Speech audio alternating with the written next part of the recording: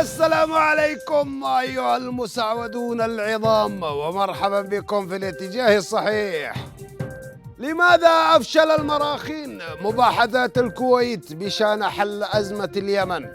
ولماذا طلبوا من الدنبوع هادي عدم المشاركة في اجتماعات الكويت القادمة؟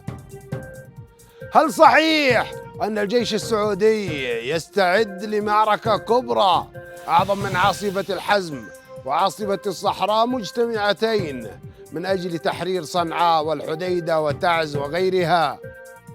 وهل صحيح أن تهديدات اليمنيين بغزو الرياض تشابه تهديدات آل سعود باقتحام صنعاء؟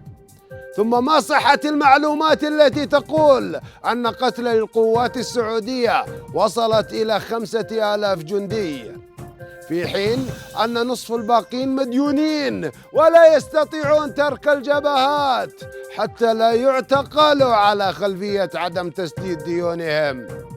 وهل يصح لخادم الحرمين رجل العاصفة وبطلها أن يزوج ابنه راكان في وقت تسيل فيه الدماء من الجنود المسعودين؟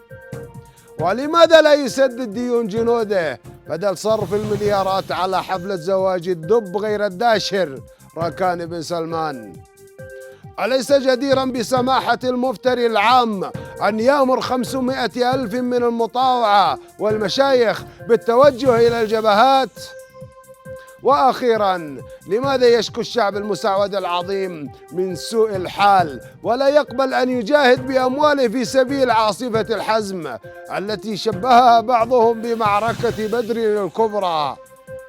لكن في المقابل، ألم تنجح عاصفة الحزن في إشاعة الحزن لدى اليمنيين على قتلاهم من النساء والولدان والجنود؟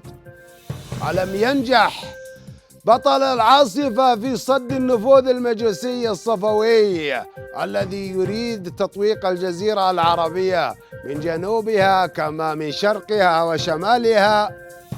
ألا يعني إصرار آل سعود على استمرار العاصفة على شجاعة وبطولة وقبول التحدي وعدم التنازل عن الحق بعودة الشرعية للدنبوغ وربعه؟ ثم أليس من الأفضل التخلص من المفاوضات العقيمة واعتماد القوة في مواجهة الخصوم؟ كما يقول محمد العثيمين شاعر الموسوس بن سعود: العز والمجد في الهندية الغضب، لا في الرسائل والتمييق للخطب. عبد العزيز الذي ذلت لسطوته شوس الجبابرة من عجم ومن عرب. وإلى هنا تنتهي هذه الفقرة من الاتجاه الصحيح، وهو غانم الدوسري قاهر آل سعود يحييكم ويترككم في رعاية الله.